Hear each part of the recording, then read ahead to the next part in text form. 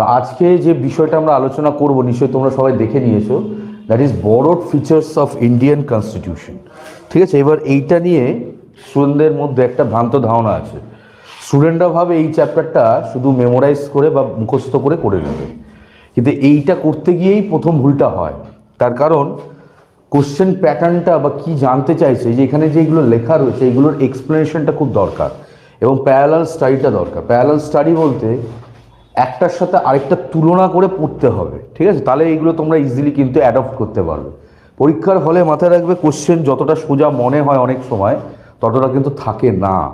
এই জন্য কী হয়, অনেক সময় আমি এরকম দেখেছি, ধরো WBCS, আমি যদি আমাদের ওয়েস্ট বেঙ্গলের হায়েস্ট লেভেলে পরীক্ষায় কথাই বলি, যখন পরীক্ষা দিয়ে যখন স্টুডেন্টরা বেরোয় তাদের সাথে আলোচনা করে তখন তারা বলে 130, সন্ধেবেলায় সেটা গিয়ে দাঁড়িয়ে 111। তার কারণটা কি? প্রাথমিকভাবে সে পরীক্ষাটা দিয়ে মনে হচ্ছিল পরীক্ষার প্যাটার্নটা বা কোশ্চেন প্যাটার্নটা হয়তো খুব সোজা ছিল, 130 সে বলে দিল, ঠিক আছে, তার মোটামুটি অ্যানালাইজেশনের পর। কিন্তু সেটাই যখন সন্ধ্যেবেলা বিভিন্ন যে মাধ্যমগুলো থাকে সেখানে যখন অ্যান্সার শিটগুলো আর কি পাবলিশ হতে থাকে, সেটা গিয়ে দাঁড়িয়ে যায় 121। তো আমি যখন স্টুডেন্টরা ফোন করে আমি তাদেরকে বলি 2 দিন পরে ফোন করো। সো যেই ছেলেটা প্রথমে বেরিয়ে 130 বলেছিল, সন্ধ্যেবেলা 111, 2 দিন পর সেটা গিয়ে দাঁড়িয়ে যায় প্রায় নিয়ার অ্যাবাউট 100। তো এইটার তফাৎ এইটা হয়, তার কারণ এটা বেশিরভাগ স্টুডেন্টদের সাথেই হয়। তার কারণটা কি বলতো? তার কারণটা হচ্ছে আউট অফ হারিডনেস। পরীক্ষার হলে সবসময় কাম অ্যান্ড কম্পোজ থাকতে হয়। পরীক্ষা যেটা হয়ে গেল সেটাকে তুমি চেঞ্জ করতে পারবে না, অল্টার করতে পারবে না। তার থেকে বেটার হচ্ছে কি, তোমাকে সবসময় যে চ্যাপ্টারটা পড়ছো সেটাকে সবসময় কী হয়ে ডেপথে পড়তে হবে।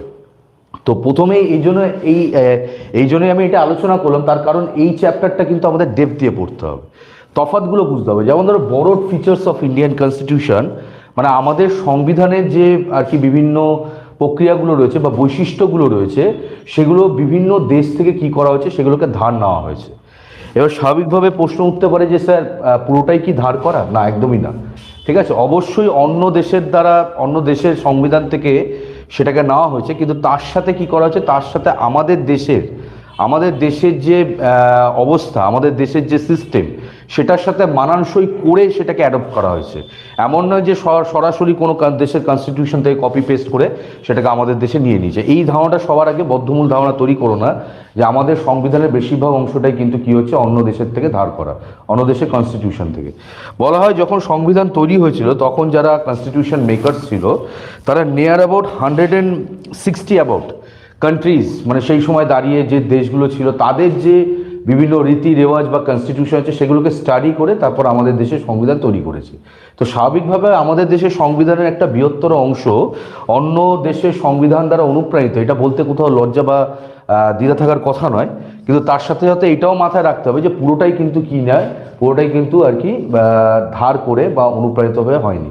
এখানে কিন্তু আমাদের নিজস্বতাও রয়েছে, অনেক ক্ষেত্রেই আমরা নিজস্বতা রয়েছে, যেটা আমরা বিভিন্ন ক্ষেত্রে আলোচনা করব। ঠিক আছে, তো প্রথমে দেখো আমরা আর কি যেটা আলোচনা করব আজকে, আমাদের আলোচনার বিষয় শুরু হচ্ছে, সেটা হচ্ছে কি গভর্নমেন্ট অফ ইন্ডিয়া অ্যাক্ট 1935, অর্থাৎ ভারতীয় সংবিধানের যে বৈশিষ্ট্যগুলো রয়েছে তার মধ্যে কোনগুলো গভর্নমেন্ট অফ ইন্ডিয়া অ্যাক্ট 1935 থেকে নেওয়া হয়েছে। এবার এইটা পড়তে গিয়ে তোমাকে মাথায় রাখতে হবে, সেই সময় তোমরা জানো গভর্নমেন্ট অফ ইন্ডিয়া অ্যাক্ট 1935 এটা কার্যকরী হয়েছিল কবে? 1937। ঠিক আছে, এটাও একটা প্রশ্ন দেয়, in which year government of India act 1935 was implemented or came into force.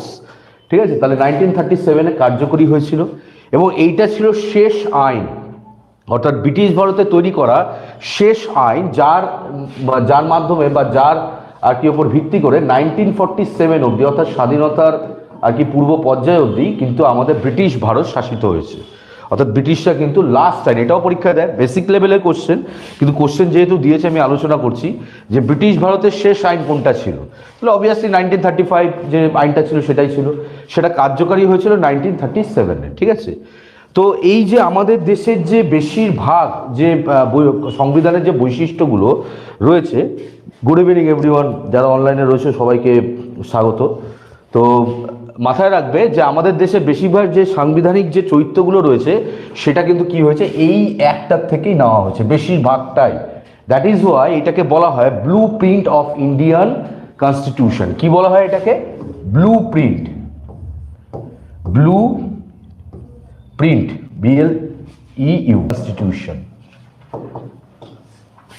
ভারতীয় সংবিধানে ব্লু প্রিন্ট, অর্থাৎ যার উপর নির্ভর করে কি হয়েছে,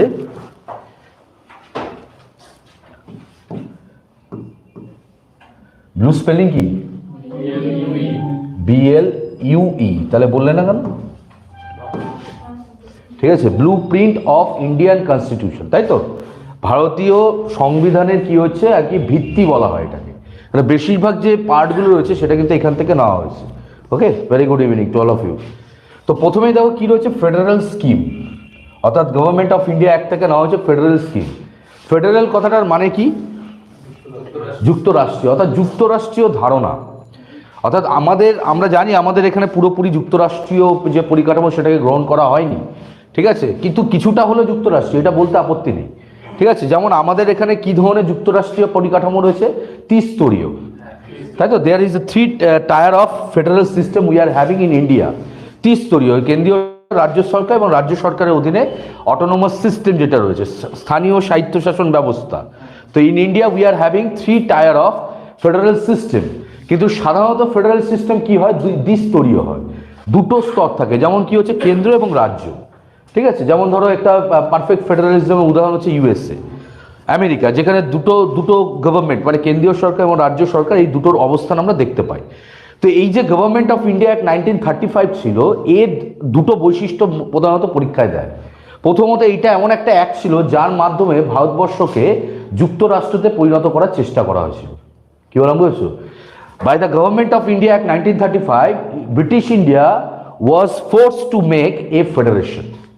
ফেডারেশন তৈরি করার চেষ্টা করা হয়েছিল, কিন্তু যেহেতু ফেডারেশন হলে কি হতো, ফেডারেশন হয়নি। তার কারণটা কি? ফেডারেশন হলে শুধুমাত্র দু ধরনের সরকারের অস্তিত্ব থাকতো, কেন্দ্রীয় সরকার এবং রাজ্য সরকার, তাই না?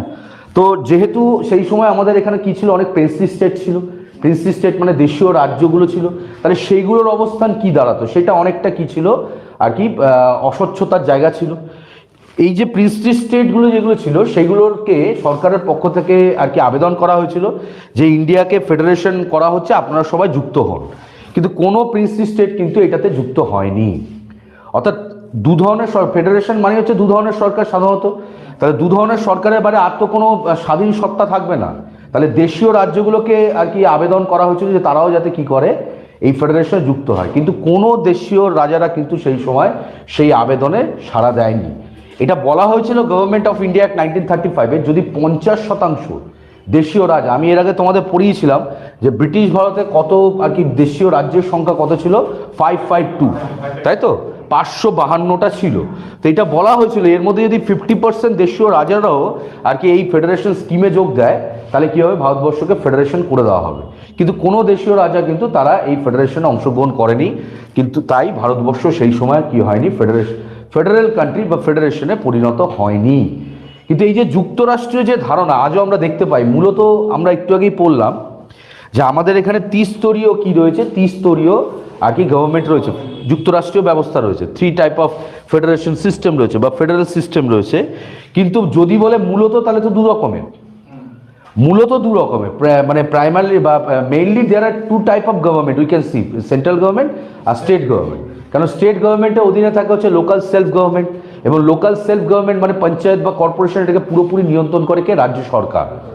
তাহলে তিন ধরনের আর কি যুক্তরাষ্ট্রীয় ব্যবস্থা বা তিনটে প্রকৃতির যুক্তরাষ্ট্রীয় ব্যবস্থা ভারতে থাকলেও মূলত দু ধরনের আর কি সরকার বা দু ধরনের আর কি সরকারের উপস্থিতি আমরা এখানে দেখতে পাই, ঠিক আছে?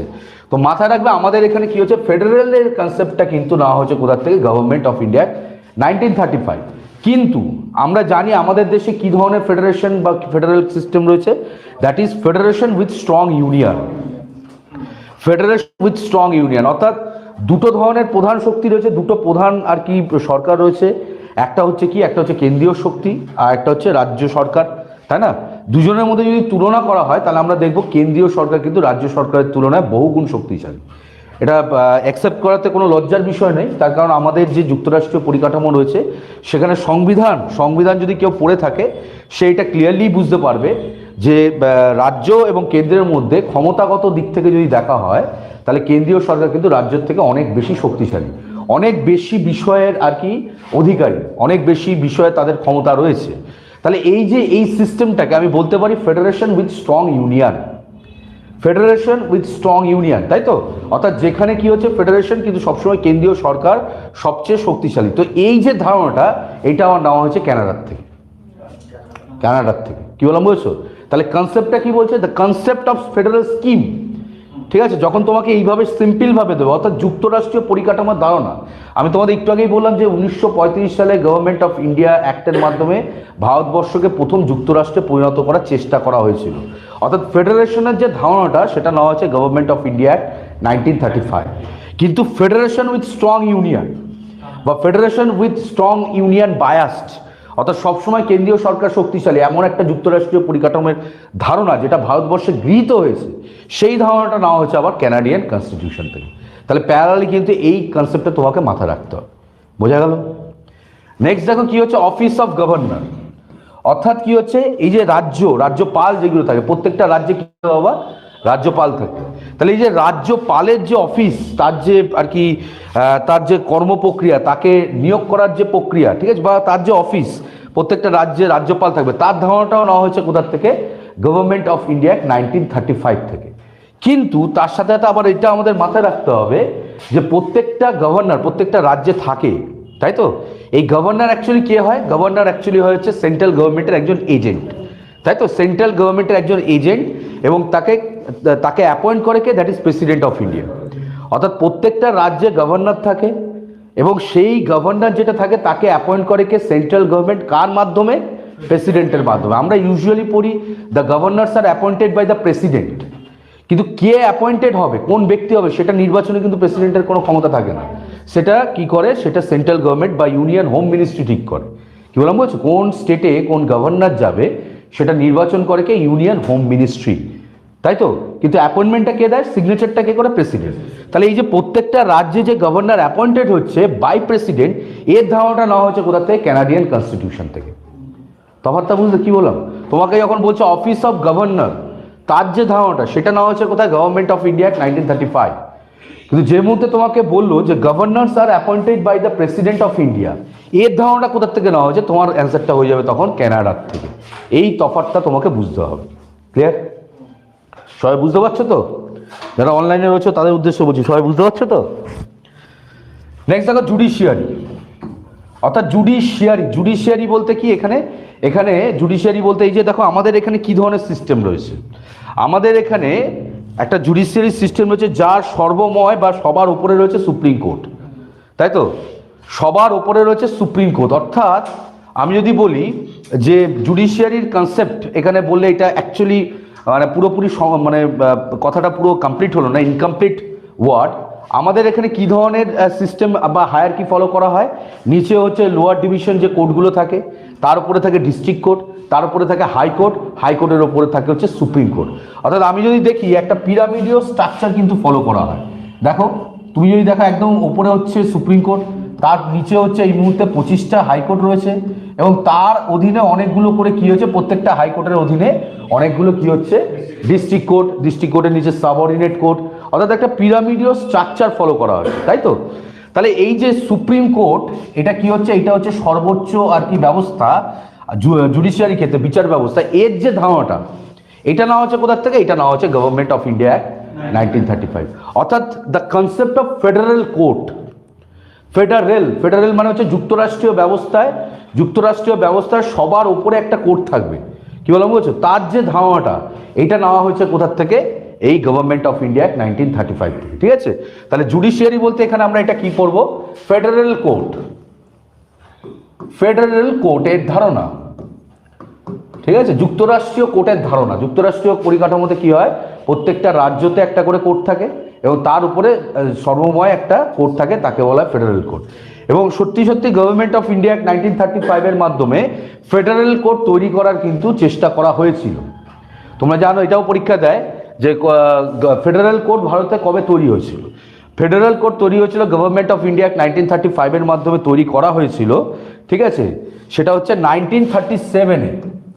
1937-এ ফেডারেল কোর্ট তৈরি হয়েছিল কোথায়? দিল্লিতে। 1937 সালে ফেডারেল কোর্ট অফ ইন্ডিয়া তৈরি হয়েছিল, কিন্তু যেহেতু ভারতবর্ষ কোনোদিন ফেডারেশন হয়নি, তাই এই ফেডারেল কোর্টটা কোনোদিন কার্যকরী হয়নি। কি বললাম বুঝছো? তাহলে পরীক্ষায় আমাদের কি দেয়? ফেডারেল কোর্ট অফ ইন্ডিয়া কবে তৈরি হয়েছিল? কবে তৈরি হয়েছিল? 1937। কোন অ্যাক্টের মাধ্যমে? Government of India act 1935। কি বললাম বুঝেছো? কিন্তু সেটা কোনোদিন কার্যকরী হয়নি, তার কারণ ভারতবর্ষ কোনোদিন ফেডারেশন পরিণত হয়নি সেই সময় দাঁড়িয়ে। তো কনসেপ্ট অফ ফেডারেল কোড, অর্থাৎ মাথার উপরে এই যে কোডটা থাকবে, এর ধারণাটা নেওয়া হচ্ছে government of India act 1935। Clear? এর সাথে সাথে আমাদের দেশে আমরা কি জানি? আমাদের দেশে আমাদের যে জুডিশিয়ারি সেটা হচ্ছে ইন্ডিপেন্ডেন্ট। আমাদের যে বিচার ব্যবস্থা রয়েছে সেটা কি হচ্ছে? স্বাধীন, স্বাধীনের সত্তা রয়েছে, তাই না? এবং আমরা যদি দেখি ভারতীয় সংবিধান যদি আমরা একটু পড়ি, আমাদের বিভিন্ন যে আর্টিকেল রয়েছে তাই সেই আর্টিকেলের মধ্যে আর্টিকেল 50 যদি আমি দেখি, আর্টিকেল 50-তে কি বলা হয়েছে বাবা? আর্টিকেল 50-তে কি বলা হয়েছে? আর্টিকেল 50-তে বলা হয়েছে যে জুডিশিয়ারিকে এক্সিকিউটিভে প্রভাবমুক্ত রাখার কথা বলা হয়েছে। কি বললাম বুঝেছো? জুডিশিয়ারিকে এক্সিকিউটিভ কারা আগের দিন পড়িয়েছিলাম তোমাদের নিশ্চয়ই মনে আছে? প্রেসিডেন্ট, প্রাইম মিনিস্টার, এরা হচ্ছে এক্সিকিউটিভ। তাহলে জুডিশিয়ারিকে কি বলা হয়েছে? মানে কেন্দ্রীয় স্তরে এক্সিকিউটিভের কথা বলছি, জুডিশিয়ারিকে এক্সিকিউটিভে প্রভাবমুক্ত রাখার কথা বলা হচ্ছে। এর থেকে বোঝা যায় যে ভারতবর্ষে কি ধরনের আর কি বিচার ব্যবস্থা হচ্ছে, সেটা হচ্ছে ইন্ডিপেন্ডেন্ট, স্বাধীন, স্বাধীন সত্তা রয়েছে। তো এই যে বিচার ব্যবস্থার যে স্বাধীনতা, এর যে ধারণাটা, সেটা আবার নেওয়া হচ্ছে ইউএসএর থেকে। কি বললাম বুঝেছো? অর্থাৎ the concept of federal code যখন দেবে সেটা হচ্ছে গভর্নমেন্ট অফ ইন্ডিয়া অ্যাক্ট 1935। আবার জুডিশিয়ারি আমাদের যে রয়েছে সেটা যে স্বাধীন, ঠিক আছে, স্বাধীন একটা সত্তা রয়েছে, এর যে ধারণাটা সেটা আবার কোথার থেকে নেওয়া হচ্ছে? সেটা নেওয়া হচ্ছে আবার ইউএসএর থেকে। ঠিক আছে? তাহলে এইভাবে প্যারালালি তোমাকে মাথায় রাখতে হবে। ওকে, নেক্সট হচ্ছে দেখো the concept of public service commission, PSC. ঠিক আছে, পার্ট 14-এ আমরা আগের দিন পড়েছিলাম, নিশ্চয়ই মনে আছে, তাই তো? 315 থেকে 323। তো কনসেপ্ট অফ পিএসসি, ঠিক আছে, যার মাধ্যমে কি হবে?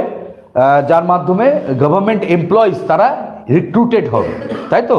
তো এর যে ধারণাটা, এটাও কিন্তু নেওয়া হচ্ছে গভর্নমেন্ট অফ ইন্ডিয়া 1935 থেকে। ঠিক আছে, দেখো প্রথমবার এখানে কিছু এক্সট্রা অ্যাডিশনাল ইনফরমেশন লিখে রাখবে। পিএসসি গঠন, অর্থাৎ রাজ্য স্তরে, মানে রাজ্য সেই সময় ছিল না, সেই সময় সেগুলোকে প্রভিন্স বলা হতো। ঠিক আছে, তো প্রথমবার প্রভিন্সে আর কি যে সরকারি কর্মচারী বা গভর্নমেন্ট এমপ্লয়িজ নিয়োগের কথা বলা হয়েছিল গভর্নমেন্ট অফ ইন্ডিয়া অ্যাক্ট 1919-এর মাধ্যমে। গভর্নমেন্ট অফ ইন্ডিয়া অ্যাক্ট 1919, যেটাকে আমরা কি বলি? মন্টেগু চেমসফোর্ড আইন। অর্থাৎ পিএসসি যেটা আমরা পড়ি, পাবলিক সার্ভিস কমিশন, সেটা গঠনের কথা প্রথম রেকমেন্ড করা হয়েছিল গভর্নমেন্ট অফ ইন্ডিয়া অ্যাক্ট 1919-এর মাধ্যমে। ঠিক আছে, এবং আলটিমেটলি সেটা তৈরি হয়েছিল কবে? 1926। ওকে, অর্থাৎ পিএসসি প্রথম তৈরি হয়েছিল 1926 ব্রিটিশ ইন্ডিয়া।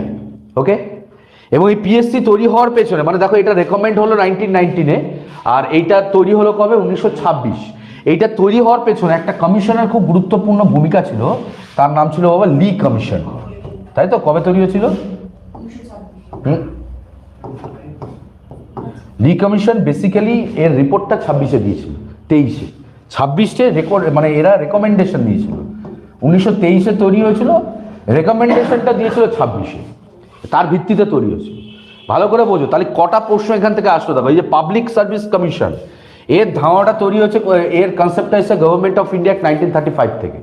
ঠিক আছে, পাবলিক সার্ভিস কমিশন গঠনের কথা প্রথম বলা হয়েছিল government of India 1919। Okay, next কি বলছে? পাবলিক সার্ভিস কমিশন তৈরি হয়েছিল ব্রিটিশ ভারতে 1926 সালে। কোন কমিশনের রেকমেন্ডেশনে? লি কমিশন। লি কমিশন তৈরি হয়েছিল 1923 সালে, এবং তারা তাদের রেকমেন্ডেশন জমা দিয়েছিল 26-এ, যার উপর ভিত্তি করে পিএসসি তৈরি হয়েছিল। ওকে, এগুলো কিন্তু তোমরা মাথায় রাখবে। সবাই ক্লিয়ার? যারা অনলাইনে রয়েছে বুঝতে পারছো তো? চলো লেটস মুভ অন। নেক্সট হচ্ছে দেখো এমার্জেন্সি প্রভিশন। এমার্জেন্সি মানে হচ্ছে জরুরি অবস্থা, অর্থাৎ জরুরি অবস্থার যে ধারণাটা আমি এর আগেও তোমাদের পড়িয়েছিলাম, মাথায় রাখবে জরুরি অবস্থার যে ধারণাটা সেটা কোথা থেকে নেওয়া হচ্ছে? সেটা নেওয়া হচ্ছে গভর্নমেন্ট অফ ইন্ডিয়া অ্যাক্ট 1935 থেকে।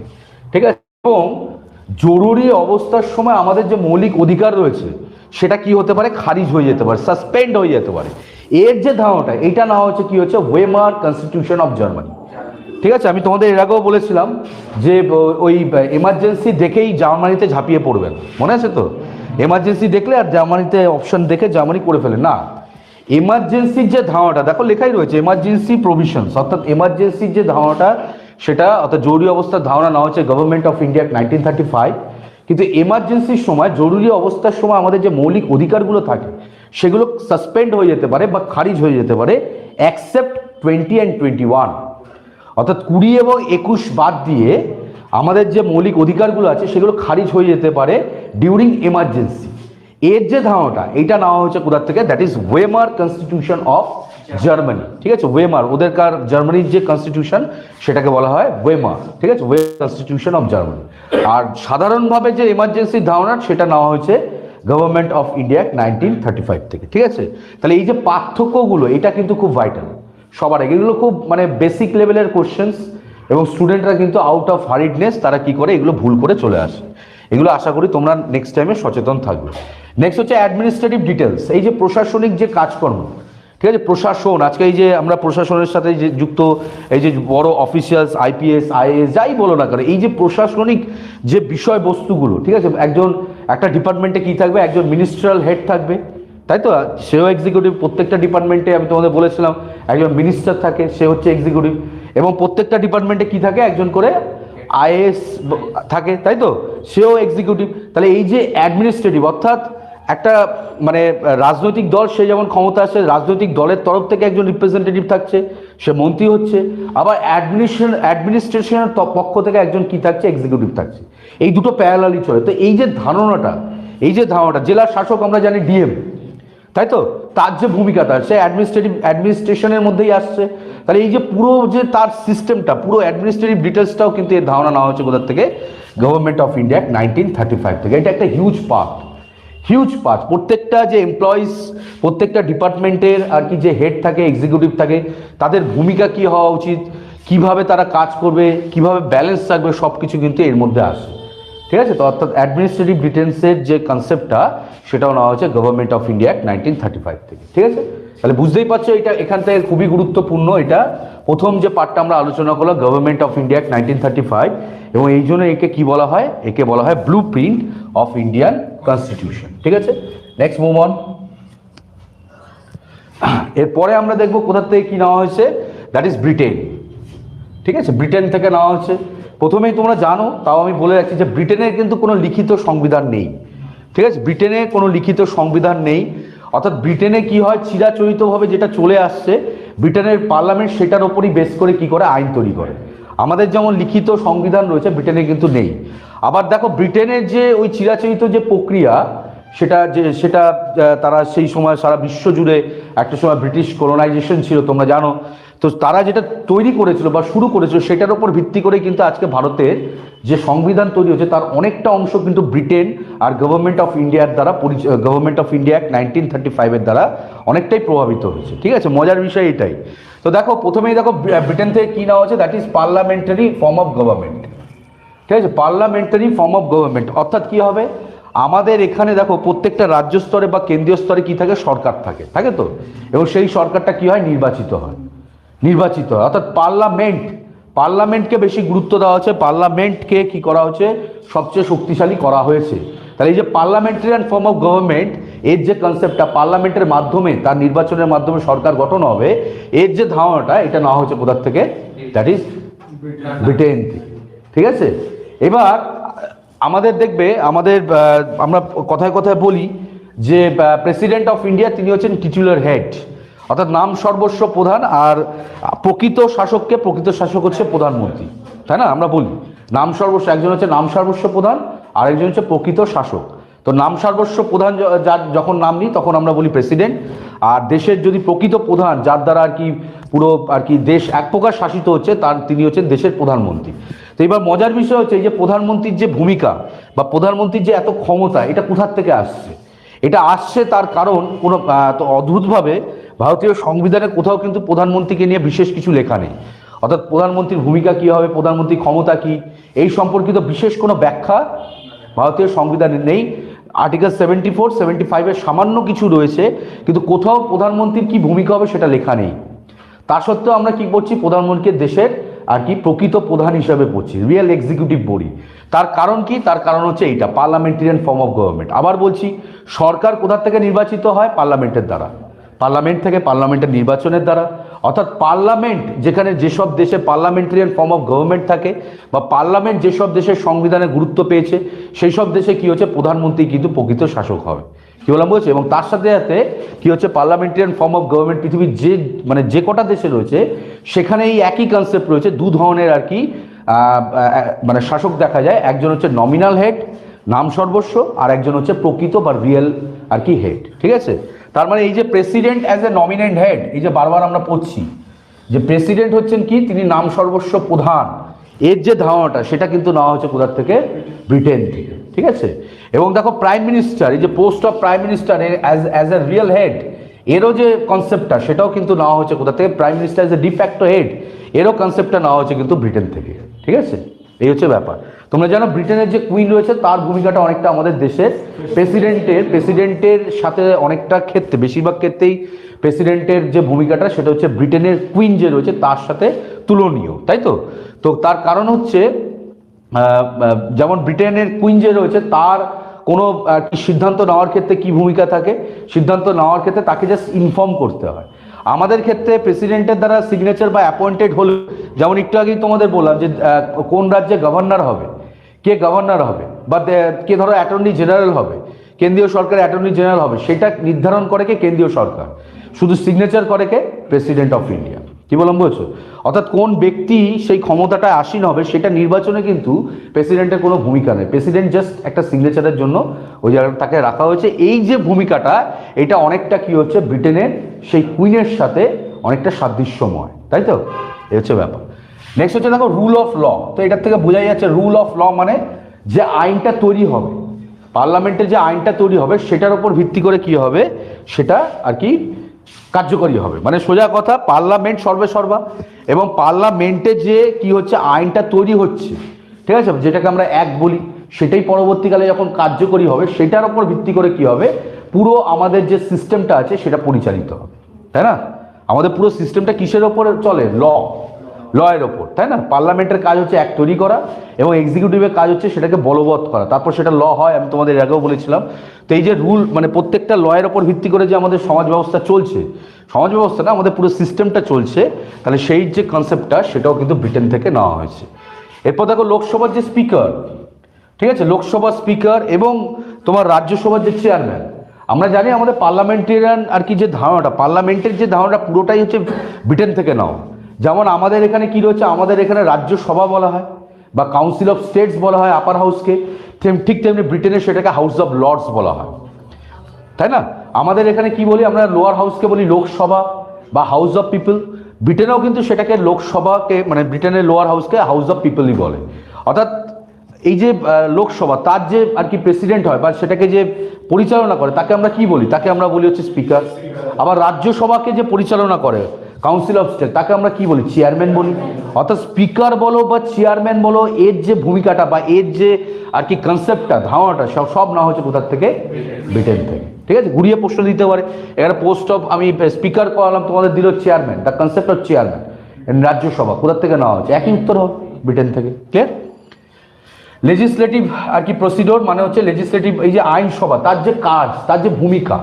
আইনসভা বিবিধ কাজ থাকে, আইনসভাতে যেমন নতুন আইন তৈরি হয়, পুরনো আইনকে সংশোধন করা হয়, তার সাথে সাথে বিভিন্ন যে নিত্য নতুন যে বার্নিং ইস্যুসগুলো থাকে সেগুলো নিয়ে আলোচনা হয়, ডিবেট হয়, সেগুলোর উপর সমাধান সূত্র বের করার প্রক্রিয়াকরণ চলে, তাই তো।